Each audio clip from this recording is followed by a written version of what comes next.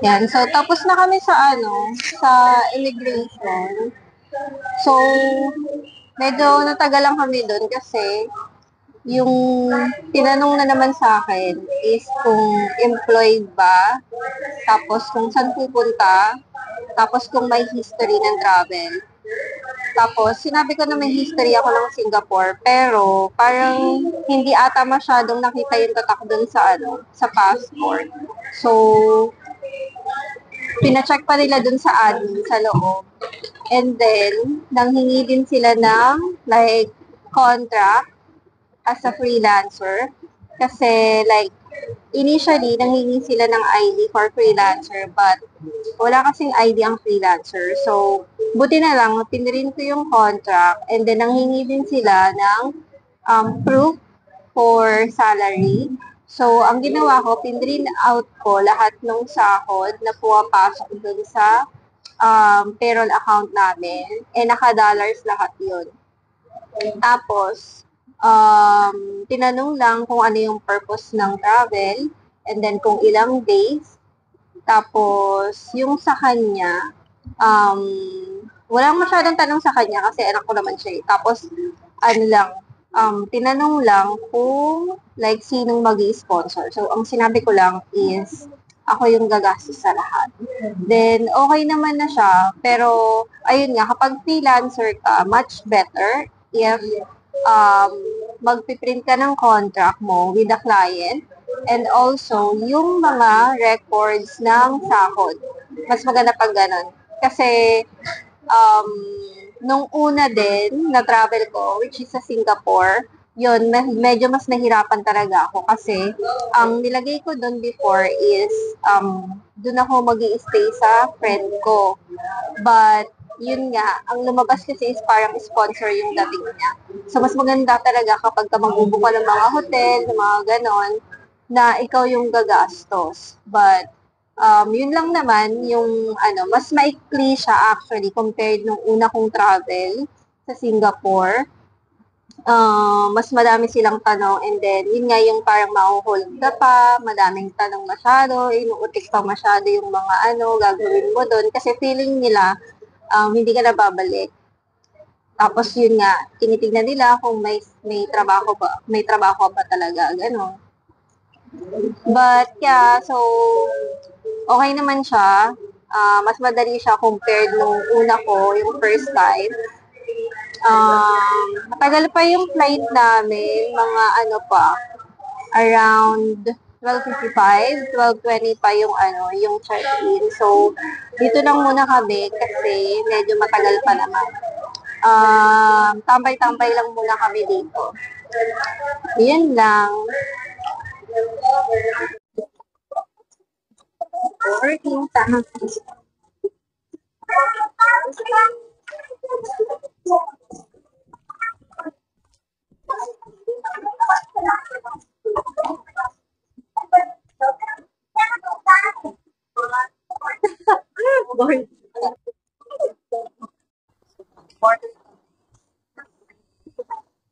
Gutom na kami. Pa kami kumain kanina.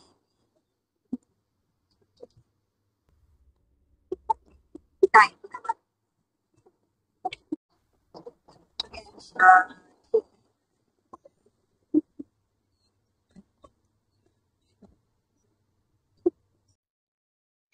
Welcome to Malaysia.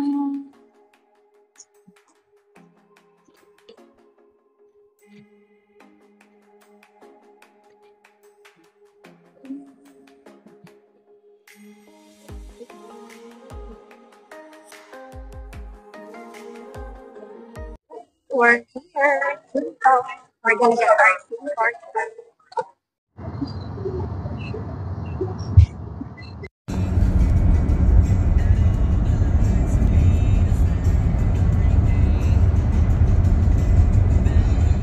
So, nandito na kami sa lobby ng airport. We're just waiting for the host kasi, bababa pa lang daw siya. Layo dito, parang an hour. Sinantok kami, ang layo ng biyahe. We're here na. Dito to sa may Mercu Suite. Like 14 minutes away from KLCC. House tour na lang muna tayo. Mamaya na kami maghahanap ng food. Mag-charge muna kami ng phone, tapos house tour muna. Pagpasok, ito yung bathroom. Hindi siya full length yung mirror, but it's fine. Then, this is the bathroom.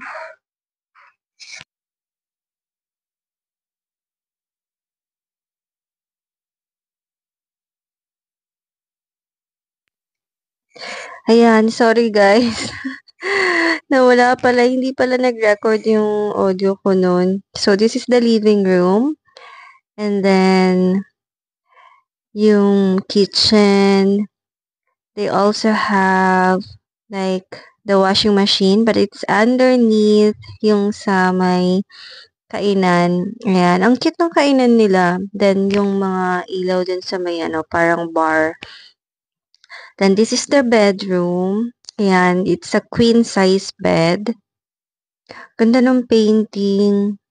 Grabe. Tapos, meron siyang, guys, light, shala. And then, so that's the closet. Meron siyang vanity mirror. Ayan. And then, may din yan, light din siya. Tapos, here's the balcony. Ayan, ito yung gustong-gusto ko, yung balcony. I mean, ang ganda kasi, yung makikita mo yung city view, tapos yung lights, ganyan. Pero hindi kasi masyadong kita yung tower dito. Tapos meron siyang parang river sa baba. I'm not sure kung anong river yan. Tapos, ayan, ganda lang ng view. So, lumabas pala kami guys. Doon kami nag-dinner sa may parang bancheto nila. Quesadillas, burrito. What is this? Coconut cream. That looks good. Yeah.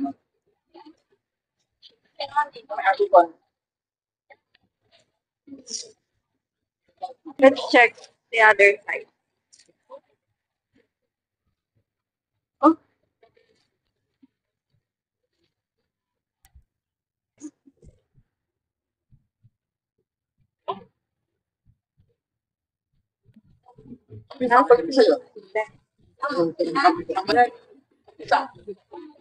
mura lang dito guys.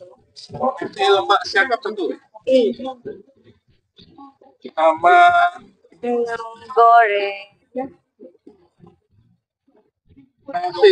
This one is different. Parang chicken pop.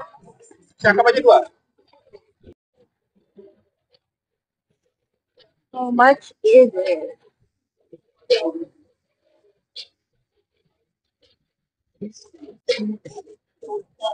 Zai!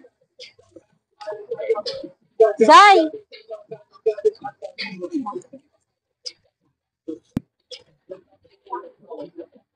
Okay, so I ordered milky mango and milky dates. 6 ringgit each. So that's fine. 11.9. Niyada yun ako mag-English. Ayaw niya mag-English, nahiya siya. But that's it.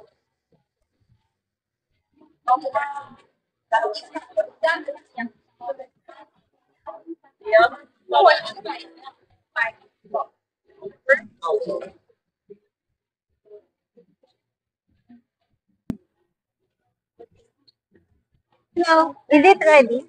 Not yet.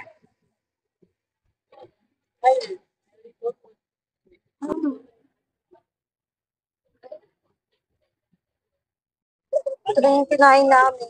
Parang hindi siya masyadong masarap na nasi lemak. Hindi katulad yung nakain ko before. Sasagain na muna namin kasi gutom na kami. Wala pa kaming kain masyado.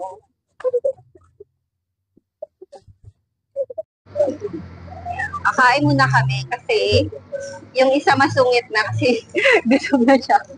Pag gutom siya, nagsusungit. Parang ano lang to, ano nga ba yun? Yung sa Manila, yung parang mga, mm, anong tawag doon? Yung mga kainan lang na ano, pagka may mga okasyon, ganyan. Ganun lang siya. Wala, nothing special. Bukas na lang kami magtitingin ng ibang pagkain kasi late na din eh. So, kakain muna kami. Tapos, uwi na rin kami mamaya. Kasi bukas, may lakad kami. Babawi muna kami ng pahinga. Ayan, so nakauwi na kami guys. Hindi na ako nakapag-vlog kanina yung sa pagkain masyado kasi nagmamadali din kami. So, ayun nga, hindi siya ganun kasarap. Unlike yung mga natikman ko sa Singapore or yung sa mall. So, or siguro kasi hindi naman talaga siya yung tawag dito, yung masyadong pinupuntahan. Para lang siyang mga bancheto style, ganon. So, tatry ulit namin next time na maghanap ng ibang nasi lemak or yung ibang klase naman ng food. Wala pa kaming schedule kung kailan kami makaka-visit ng ano, Halan Alor. Siguro next time. Actually, bukas, wala pa rin kaming naiisip na pupuntahan. Um, Bahala na. Siguro, pahinga muna kami, tapos kung ano na lang yung maisip ko. As hopefully, hindi siya umulan. Kasi 'di ba katulad yung mga napapanood ko na ibang vlogs, usually maulan talaga dito sa Malaysia kapag kahapon. But ngayon, parang hindi naman siya umulan. So, sana bukas ganun pa din. I'm planning na maybe bukit bintang na lang kung may time. Pero medyo malayo ata siya dito sa place na nirent namin. But, yun lang. So, magpapahinga muna kami and then bukas na lang ulit. So, yun lang. Bye!